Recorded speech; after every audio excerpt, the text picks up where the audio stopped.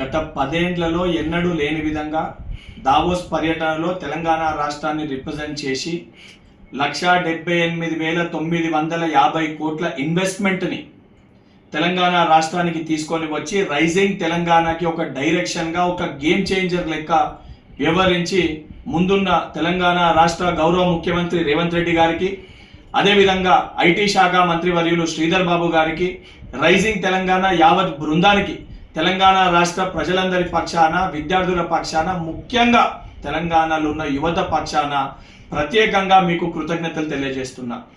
ఈరోజు కాంగ్రెస్ ప్రభుత్వము, కాంగ్రెస్ పార్టీ చేస్తున్న ఒక డెవలప్మెంట్ని, మేము ఏదైతే ఇస్తా అన్న గ్యారంటీని ఇంప్లిమెంట్ చేస్తుంటే దీన్ని తట్టుకోలేక, జీర్ణించుకోలేక ఒక కడుపు మంటతోటి దీనిపైన విషం జిమ్మే ప్రయత్నము బీఆర్ఎస్ పార్టీ నాయకులు కల్వకుంట్ల తారక రామారావు గారు చేస్తున్నారు.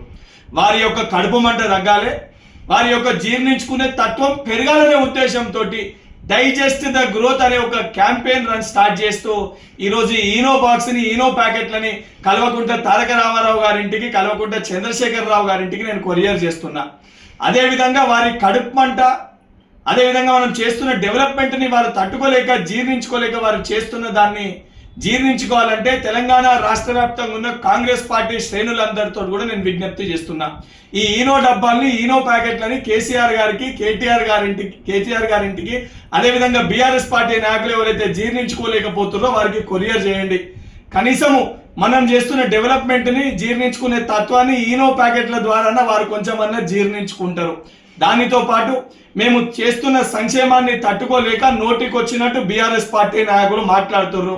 కేటీఆర్ గారు ఏది పడితే అది ఒక ట్విట్టర్ పిట్ట లెక్క ట్విట్టర్లో ఏది పడితే అది పెడుతున్నారు. బిడ్డ, ఏదైతే తెలంగాణ రాష్ట్రాన్ని అభివృద్ధి పదంలో ముందుకు తీసుకెళ్లడమే మా ప్రభుత్వ ధ్యేయము, మా ప్రభుత్వ లక్ష్యము. దాన్ని అడ్డుకునే ప్రయత్నం చేసినా, మా కాళ్ళల్లో కట్టెలు పెట్టే ప్రయత్నం చేసినా గుడ్డలు ఉడదీసి కొట్టే పరిస్థితి ఉంటుందని చెప్పని కల్వకుంట్ల తారక రామారావు గారిని, బీఆర్ఎస్ పార్టీ నాయకులని హెచ్చరిస్తున్నా.